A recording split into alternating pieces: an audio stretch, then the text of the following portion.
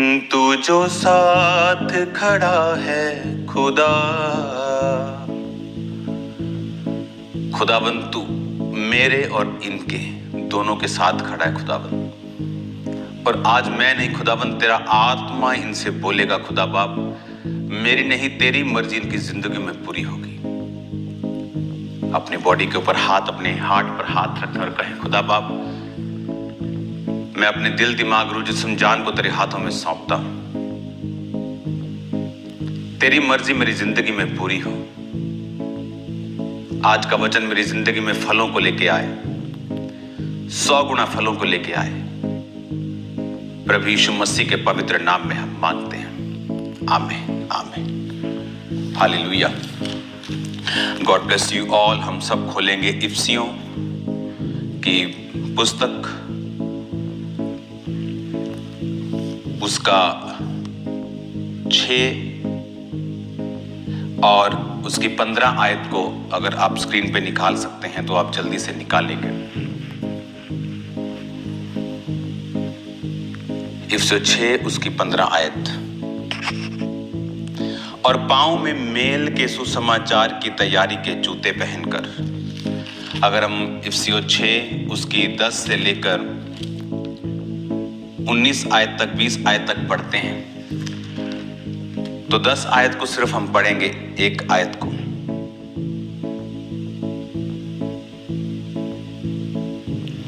इसलिए प्रभु में और उसकी शक्ति के प्रभाव में बलवंत बनो। अगर हम बाइबल आपके पास है तो उसके ऊपर जब ये 10 आयत शुरू होती है तो उसके ऊपर लिखा है आत्मिक युद्ध के हथियार। तो यहां पर जब हम पढ़ते हैं आत्मिक युद्ध के हथियार, तो ये बात हम जानते हैं कि प्रभु यीशु मसीह ने हमें ये बताया है कि हमारा युद्ध जो है वो मांस और लहू के साथ नहीं बल्कि अंधकार की शक्तियों के साथ है। अगर मेरा युद्ध शारीरिक नहीं है, आत्मिक है, तो मेरे हथियार भी लड़ने के लिए आत्मिक होंगे। आज सब हथियारों की मैं बात नहीं करूंगा। आज एक ऐसे हथियार की मैं बात करूंगा जो एक दिन के विश्वासी से लेकर 50 साल के एक बुजुर्ग विश्वासी के पास है। वो हथियार है पांव में मेल के सुसमाचार की तैयारी के जूते पहनकर। जब हम इस हथियार के बारे में सुनते हैं, 15 आयत को फिर से अपनी स्क्रीन पे हम देखेंगे। जिस तरह उसने जब हथियारों का जिक्र किया है तो उसने कहा है कि तुम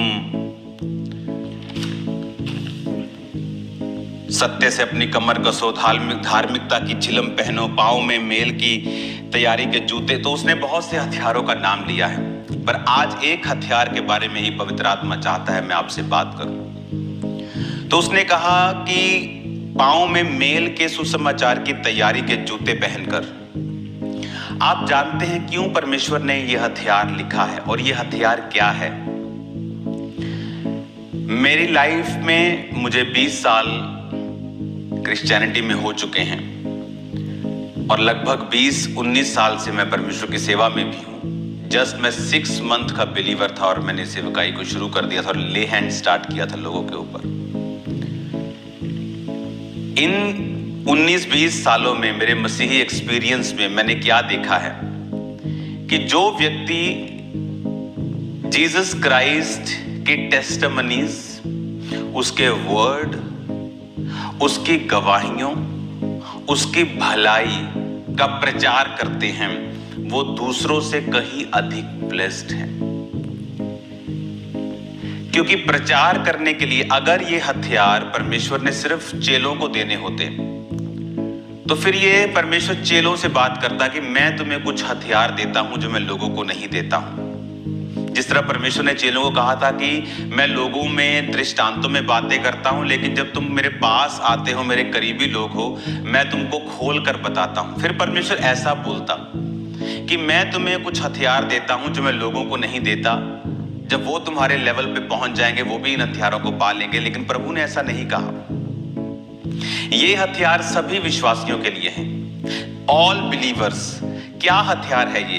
मेरी लाइफ में जब मैं जस्ट 3 मंथ का बिलीवर था और जस्ट 2.5 मंथ के करीब 2 महीने के अंदर अंदर मैंने आई थिंक 2 महीने के अंदर अंदर ही मैंने बैप्टिज्म ले लिया था और मैंने प्रीच करना शुरू कर दिया था। और प्रीच करने के लिए जीसस क्राइस्ट की भलाई का प्रचार करने के लिए मुझे गवाही की जरूरत नहीं थी, क्योंकि मैं बहुत सी गवाहियां देख चुका था चर्च में होती हुई। क्योंकि मैं बहुत दुविधा में रहता था, बहुत शक में रहता था, अगर ये प्रभु है तो वो कौन है, वो परमेश्वर नहीं है तो इतने लोग उसे क्यों मानते हैं, ऐसा इतने क्वेश्चंस, इतने डाउट, इतने दुष्ट आत्मा के अटैक मुझ पर होते थे। क्योंकि शैतान आने वाले समय के बारे में जानता था कि ये कौन सी रोशनी में बढ़ रहा है, उसे पूरा तो मालूम नहीं होता लेकिन उसे रोशनी दिखाई देती है। लेकिन उस गवाही को जो अभी मेरी लाइफ में पैदा भी नहीं हुई थी, अभी सिर्फ इमेजिन करो, अगर मैं अभी 2 महीने का क्रिश्चियन हूं तो अभी फर्स्ट टेस्टिमनी मेरी लाइफ में थी कि मैंने नशे को त्याग दिया था, नशा छोड़ दिया था, बैप्टिज्म ले लिया था। वही टेस्टिमनी मैंने देनी शुरू की। पांव में मेल के सुसमाचार की तैयारी के। सुसमाचार क्या है? Good news. गुड न्यूज क्या है? एवरीथिंग अबाउट जीसस, कि वो क्या करते हैं, जीसस ने हमारे लिए क्या किया है, वो तुम्हारे लिए क्या कर सकता है, वो कैसा परमेश्वर है, वो भला परमेश्वर है, वो रोशनी है, उसने तुम्हें नमक बनाया है, उसने तुम्हें ब्लेस करने के लिए बुलाया है, उसने तुम्हें आशीषित होने के लिए बुलाया है, परमेश्वर ने तुम्हारी मैरिज को ब्लेस करने के लिए बुलाया है, तुम्हारी फैमिली को बैलेंस करने के लिए बुलाया है, धर्मी के वंश को बचाने के लिए बुलाया है। So many things, they all are good news. तो जब मैं अपने दोस्तों से, अपने जो हम होलसेलर थे बिजनेस के, तो जो दुकानदार, बड़े बड़े जो रिटेल शॉप्स आप देखते हो रोड्स के ऊपर, सैनिटरी की जो बड़े बड़े दुकानदार थे, वो हमसे सामान लेने आते थे, फिर मैं उनसे पैसा लेने के लिए जाता था। तो जब जाता था तो मैंने फास्टिंग रखी होती थी। तो पूछते थे कि क्या पियोगे आप, क्या खाएंगे, तो मैं बोलता था नहीं मेरी फास्टिंग है। बोलते ये कौन सा फास्ट है, आज तो शनिवार है, ये कौन सा फास्ट आए। तो फिर उनको बताता कि मैं जीसस क्राइस्ट को मानता हूँ, ऐसे ऐसे प्रभु ने मुझे आज़ाद किया, मैं बहुत नशों में था, बीमारियों में था, परमेश्वर ने मुझे दुष्ट आत्मा से आज़ाद किया, इस तरह से मैं नशों से आज़ाद हुआ हूँ, बुरे कामों से आज़ाद हुआ हूँ। तो पंजाब में अगर कोई नशे की टेस्टिमनी देता था तो बड़ी प्रभावी मानी जाती है। तो इस तरह से मैं इसलिए बता रहा हूं कि आपकी लाइफ में अगर आप जीसस के बारे में बात नहीं करते हैं तो एक हथियार आपकी लाइफ में कम है, इसीलिए शैतान आपकी लाइफ के ऊपर अटैक करता है और आपकी लाइफ के ऊपर कब्जा करता है। क्योंकि वचन ये कहता है कि अगर आपको शैतान को हराना है, आपको प्रॉपर हथियार आपके पास होने चाहिए, आपके पास वेपन्स होने चाहिए। प्रीचिंग वेपन है एक बिलीवर के लिए, क्योंकि जब आप प्रीच करते हैं आप इनडायरेक्टली अपनी जिम्मेवारी परमेश्वर को दे रहे होते हैं। आप इनडायरेक्टली और डायरेक्टली लोगों को यह बता रहे होते हैं कि आपका सिर का स्वामी जो है वो परमेश्वर है, आपका मालिक जो है वो परमेश्वर है, आप परमेश्वर में ही चले गए हैं, आप प्रभु में अपना जीवन दे चुके हैं, आपका मालिक परमेश्वर है, आपके जीवन में जो कुछ अब करेगा परमेश्वर करेगा। तो इस तरह से जो परमेश्वर की ग्रेस है हम उसे ले लेते हैं।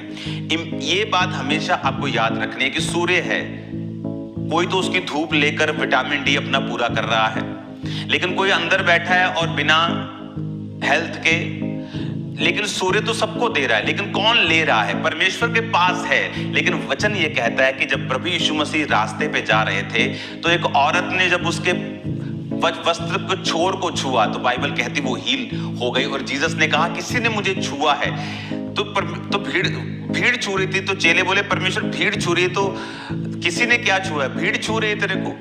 परमेश्वर का नहीं, किसी ने बाय फेथ मुझे छुआ है, क्योंकि मुझ में से सामर्थ्य निकली। तो कोई तो वैसे ही छू रहा है, लेकिन कोई विश्वास के साथ छू रहा है। और आज हर एक की व्यक्ति में परमेश्वर ने विश्वास दिया। बाइबल कहती है द कप, जो विश्वास का मेजर है, the measure of faith, some measure, कुछ विश्वास का जो माप है वो सबको दिया गया है। यानी हर बंदा अपनी लाइफ में किसी ना किसी रीति से टेस्टिमनी दे सकता है। लेकिन प्रॉब्लम क्या है? जब एक यूथ अपनी दुकान पर बैठा है और ब्लू फिल्म देख रहा है और गलत कामों में है और शराब पी रहा है और पापों में है, उसकी टेस्टिमनी खराब हो चुकी।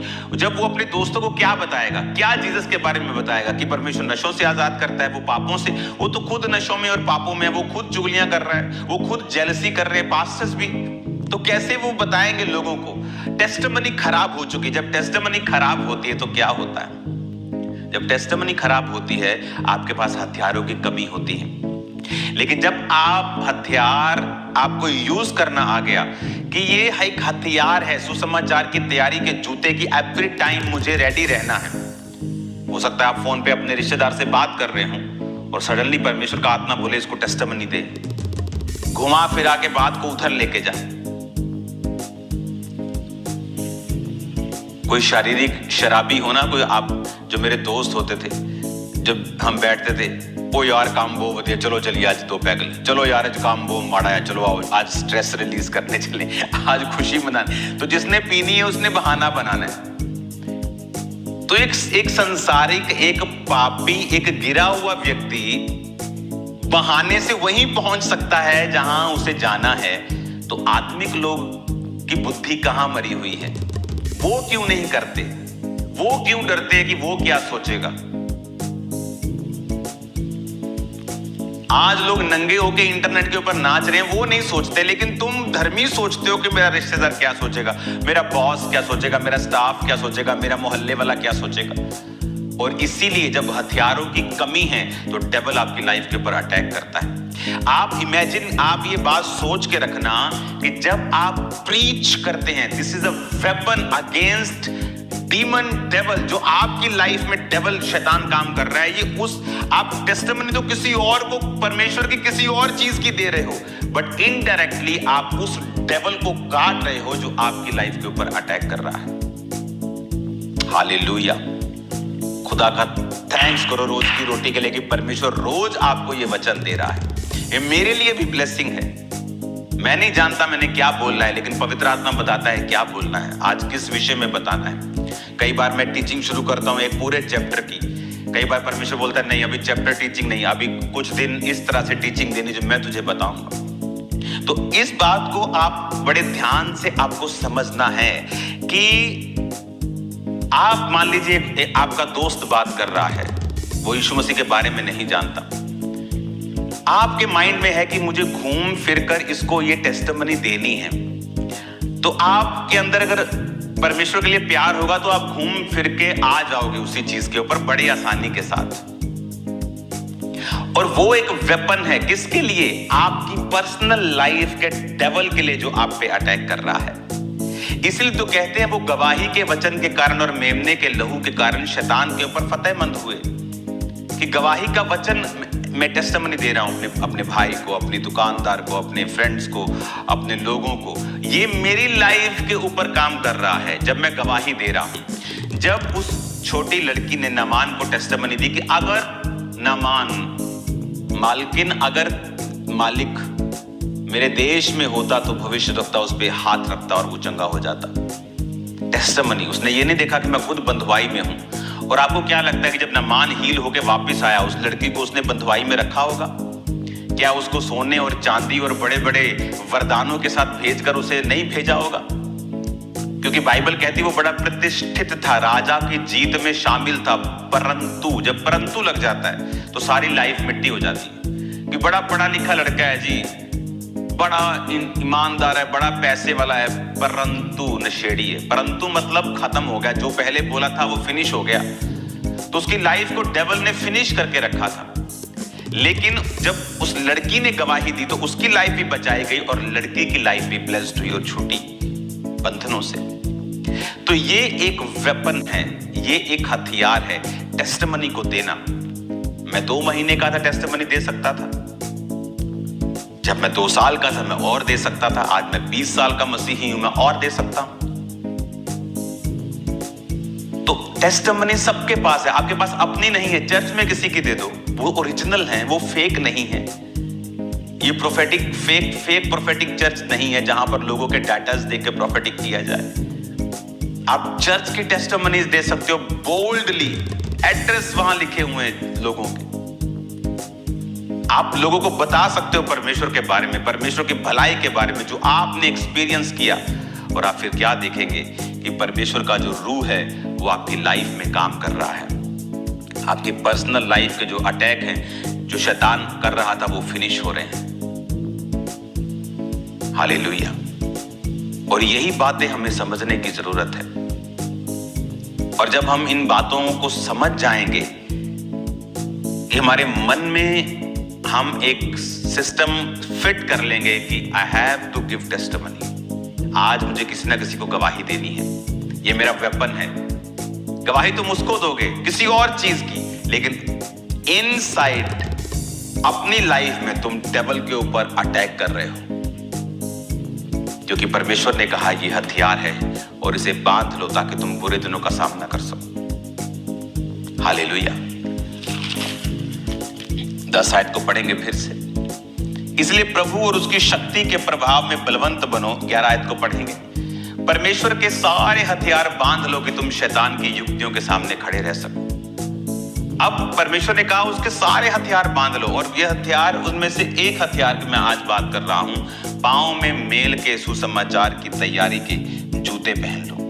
ये एक हथियार है जिसके बारे में मैं आज आपसे बात कर रहा हूं। और जब आप इन चीजों को समझ जाएंगे कि जो बाइबल है वो बहुत डीप है, वेरी डीप। अगर एक चीज परमेश्वर ने लिखी है उसका मीनिंग आपकी लाइफ के अंदर तक जाएगा और आपको फ्री कर देगा। सोचो, अगर वो लड़की सोचती कि मैं इसको बताऊं, ये मुझसे नहीं बोलेगा कि तू क्यों नहीं फ्री हो रही, तू क्यों बंधुआई में है। जिस समय मैं आपको राइट बता रहा हूं, राइट डेटा, अपनी हीलिंग से पहले आप 10 साल लगा लो, अपनी हीलिंग से पहले जितनी मैंने यीशु मसीह की टेस्टिमनीज दी हैं, अपनी हीलिंग के बाद मैंने उतनी नहीं दी। अगर 10 साल में 3000 दिन हो गए ना, 3600 दिन हो गए करीब, तो आई थिंक एवरी डे मैंने टेस्टिमनी दी होगी। हीलिंग के बाद शायद मैंने 3000 दिन दी होगी। तो हीलिंग है कि नहीं है, टेस्टिमनी डिपेंड नहीं करती, इस पे गवाही देना इस पे निर्भर नहीं करता। आप गवाही दे सकते हैं। अब मैं मार्केट में नहीं हूं कि मैं रोज अपने भाई को गवाही दूं, अपने दोस्त को गवाही दूं। अब मेरी गवाही को मेरे ख्याल से आप लाखों लोग रोज सुन रहे हैं, तो गवाही तो ज्यादा लोग सुन रहे होंगे, लेकिन इंडिविजुअल मैं बात कर रहा हूं, जिस तरह पहले मैं अकेले को टेस्टिमनी देता था। हालेलुया। इंडिविजुअली किसी से बात करना, गवाही देना। भूल जाओ आपकी लाइफ में कौन सा स्ट्रेस है, कौन सी आप स्ट्रगल से गुजर रहे हैं। जब आप टेस्टिमनीज देते हैं, वो आपकी स्ट्रगल को भी फिनिश करता है। और जब आप इन बातों को समझ जाएंगे, आप समझ जाएंगे कि इस वचन को हम फिर से पढ़ेंगे।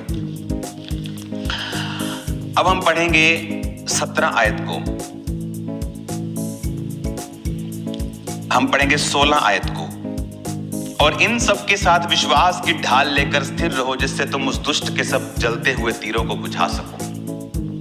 विश्वास की ढाल लेकर, फेथ किसे कहते हैं? जब मिल गया तो सब फेथ कर सकते हैं, एक अविश्वासी भी फेथ कर सकता है, लेकिन विश्वास की ढाल उसे कहते हैं कि जब आपकी लाइफ में स्ट्रगल हो फिर भी आप बाय फेथ अड़े रहे और खड़े रहे। ये हथियार है। जब आप वेपन सीख जाते हैं, आप जीतना सीख जाते हैं। अगर आपको लड़ाई में वेपन्स नहीं चलाने आते तो आप कैसे जीतेंगे? फिर से पढ़ेंगे।